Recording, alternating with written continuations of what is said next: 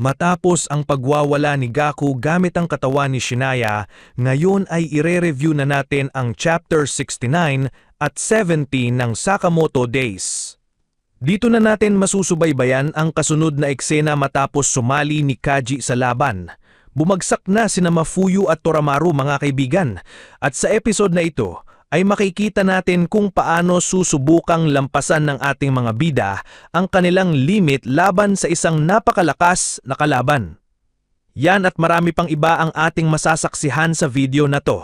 Kaya naman, this is Mr. Anime at wag na nating patagalin pa, let's go! Nagsimula ang eksena sa isang usa na biglang nagpakita. Ikinagulat ni Sakamoto dahil inakala niyang si Kashima ito. Maya-maya pa nagtaka si Nabumo nang biglang nagsipaglabasan ng iba't ibang hayop para bang may iniiwasan sila. Kaya napaisip si Sakamoto kung ayos lang ba sina Shin ngayon. Pagbalik sa eksena kina Shin, makikita natin na kaharap na nila ngayon si Gaku. Sinabi ni Kaji na may idea siya at tinanong kung pwedeng siyang tulungan ni Shin.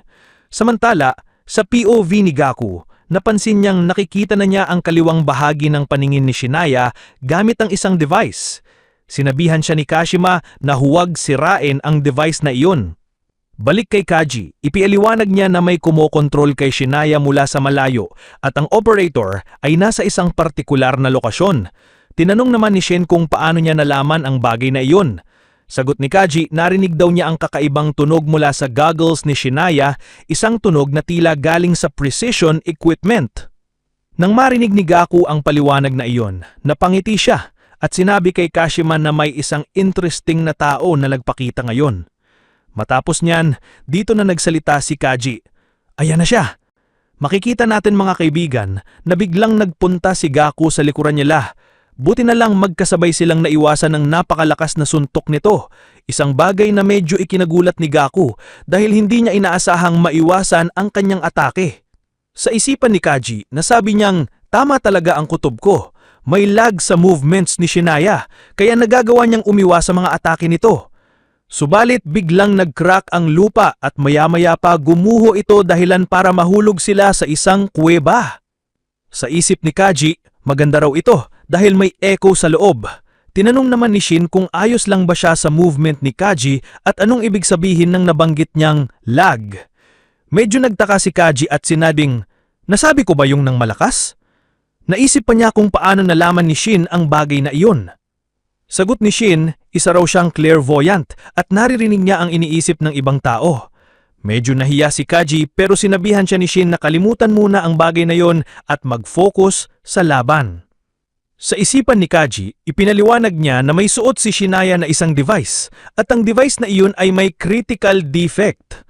May 0.5 second na lag pagitan ng utos ng operator at sa aktual na kilos ni Shinaya. Naririnig daw niya ang mahinang tunog mula sa goggles ni Shinaya tuwing gumagalaw ang operator at pagkaraan ng kalahating segundo pa lang ay kikilos si Shinaya. Ibig sabihin, kung makikilala niya ang maliit na delay na iyon, kaya niyang i-predict ang galaw ng kalaban. Pero, dagdag ni Kaji, kung pag-iiwas lang ang kaya niyang gawin, mas magiging epektibo sana kung makakagawa rin siya ng kontra-atake. Sabi naman ni Shin, hindi niya naririnig ang iniisip ni Shinaya kaya hindi niya alam kung ano ang susunod na gawin nito. Pero, sagot ni Kaji, pero isa kang clairvoyant, di ba? Doon na-realize ni Shin na kung mababasa niya ang isip ni Kaji at si Kaji naman ay nababasa ang galaw ng kalaban, magagawa nilang dalawang sabay na harapin si Shinaya nung mas epektibo. Matapos niyan, agad na kumilos si Gaku, habang si Shinaya naman ay makikita ng nagsisimula na ring umatake. Mula sa lag na na-detect ni Kaji, na-identify ni Kaji na isang straightforward na suntok ang gagawin ni Shinaya. Naiwasan ni Kaji ang suntok na iyon, pero sa kasamaang palad, tinamaan naman sa mukha si Shin. Dahil dito mabilis na sinabi ni Kaji, sinabi ni Shin kung ano ang nangyayari na dapat nababasa na raw ngayon ni Shin ang kanyang iniisip. Subalit, sa isipan ni Shin, napansin niyang hindi ito gaanong epektibo kasi sa oras na tinatranslate ni Kaji ang iniisip ni Shinaya, nagagawa na ng atake ang kalaban. Hindi pa nakaka-recover si Shin, sumugod muli si Gaku. Nakapag-warning pa si Kaji, pero huli na. Tinamaan na naman si Shin ng isang napakalakas na suntok dahilan para mapatalsik siya palayo. Matapos nito, nagtaka si Gaku at napasabing, ano ba ang nangyayari? Akala ko aatake na siya ng dalawa pero parang kabaliktaran ang sitwasyon. Sabi naman ni Kaji, gumagana raw ang kanilang plano kaya nagtuloy-tuloy lang siya sa pagbibigay ng signal. Samantala, si Shin ay napuluhan pa rin mula sa naging atake kanina at halos hindi makakilos. Habang iniisip niya ang nangyari, naalala niya ang isang sitwasyon noon ng pansamantalang nabulag dahil sa lason. Sa pagkakataong iyon, nabasa ni Mr. Sakamoto ang galaw ng kalaban at tinulungan siyang magbigay babala sa bawat kilos nito. Napaisip si Shin, kung si Kaji ay kasing bilis lang sana ni Sakamoto sa pagbibigay ng direksyon sa galaw ng kalaban, mas madali sana ang laban. Pero, hindi iyon ang kaso. Dahan-dahan na siyang tumayo habang naaalala ang sinabi ni Granny Mia, 5 minuto lang bawat araw ang maximum time na kaya niyang igamitin ang kakayanan para makita ang predetermined movements ng kalaban. At kung lalampas pa siya dito, maaaring ikamatay siya. Pero sa kasalukuyan, determinado si Shen. Ang paghihintay lamang sa mga instructions ay hindi maangas. Gusto niyang mag-take initiative at sumabak mismo sa laban kahit pa isugal ang limitasyon niya.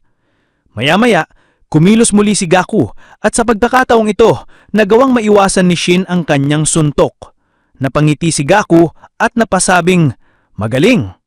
Matapos niyan, sa isipan ni Shin ay napagdesisyonan niyang ang gagawin ay tingnan lamang ang future ni Kaji. Sabay tutok ng kanyang atensyon kay Kaji. Dahil sa oras na muling kumilos si Gaku at siya naman ang targetin, nagawa ni Shin na iwasan ang atake. Ikinagulat ito ni Kaji at agad ding nakakuha ng atensyon ni Gaku.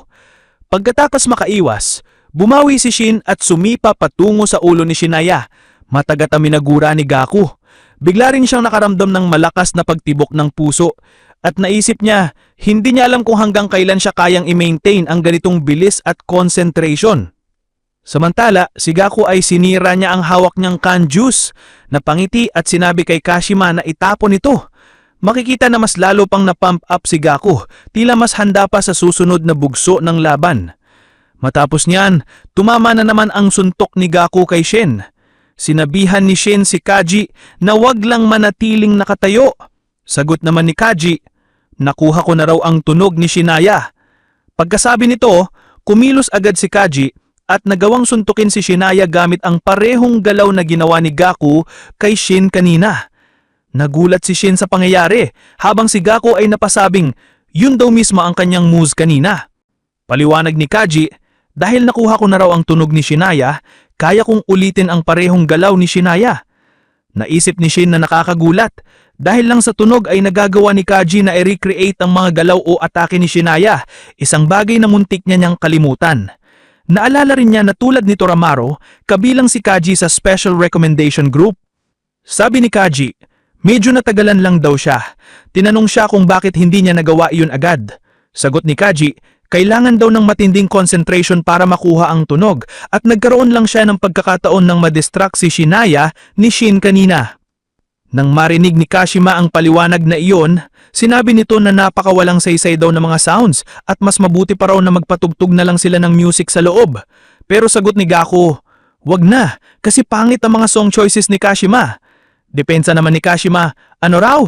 Tugon ni Gaku, naalala lang daw niya na noong nagkaraoke sila Kamikalan, pangit talaga ang mga pinili nitong kanta na ikinainis ni Kashima. Dagdag pa ni Gaku, bukod pa roon, mas gumaganda na raw ang takbo ng laban, kaya huwag nilang sayangin ang pagkakataon. Matapos niyan, umatake muli si Gaku, ngunit naiwasan nito ni Shin. Sabay sinwipe niya pababa ang mga matutulis na rock formation sa itaas. Napansin ito ni Gaku at agad ding naiwasan ang pagbagsak ng mga batong iyon. Pagkatapos mabilis na kumilos si Kaji at tinamaan ng suntok si Shinaya na bahagyang nagpatalsik dito. Kasunod nito, muling gumalaw si Shin, kaya umiwas naman si Gaku. Sabi ni Shin na papaatras na mayon si Shinaya para mag-regroup. Ngunit, tugon ni Kaji, hindi na ito magagawa. Naririnig kasi ni Kaji hindi lamang ang mga tunog, kundi pati ang echo sa lugar na kung saan nasa ngayon si Gaku. Kaya agad siyang sumugod, sabay sigaw ng instruction. Isang step back lang sa kanan. Kapag ginawa ito ng operator ni Shinaya, masasandal na si Shinaya sa pader. At ganun nga ang nangyari. Ngayon, nakasandal na si Gaku sa pader, kaya agad umatempt ng sikap si Shin. Ngunit gumiti lang si Gaku at sinabing, Huwag niyo akong maliitin. Pagkasabi nito, sinuntok niya ang pader para lumikha ng espasyo para makagalaw, dahilan para maiwasan ang sikap ni Shin. Sa kabila nito, tuloy pa rin sa pagsugod si Kaji. Sa isipan niya, matapos ang impact na ginawa ni Gaku sa pader, may maikling sandali kung saan hindi makakagalaw si Shinaya, kaya sabay silang umatake ni Shin. Matapos ang ginawa ni Gaku na suntok sa pader, sinamantala niya agad ang sandaling iyon dahil sa lag na na-detect ni Kaji sa galaw ng kalaban. Nagsalita si Gaku. "Pasensya na, Mr. Kashima.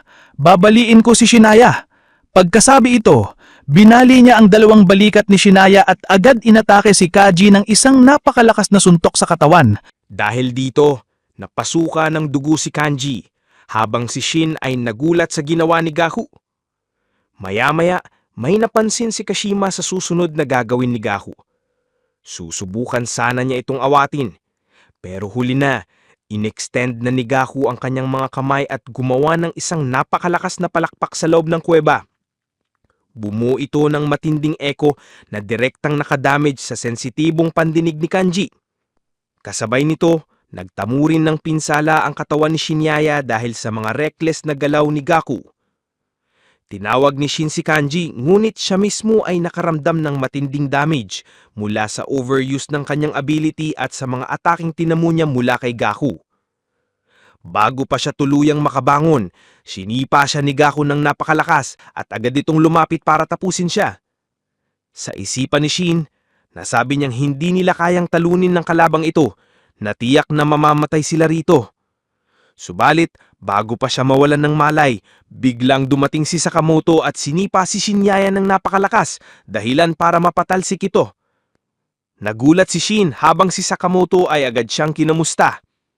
Sa wakas, dumating na si Sakamoto upang iligtas sila at ngayon ay haharapin na niya si Gaku sa isang matinding laban.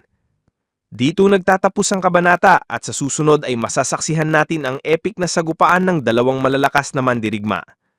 Kaya dito muna natin tatapusin ang video sa last panel na ito. Kung nagustuhan nyo ang video, bigyan nyo naman ng like, comment, follow at subscribe para sa mas marami pang videos na tulad nito. Maraming salamat! This is Mr. A Manime at kita-kits ulit tayo sa susunod na video.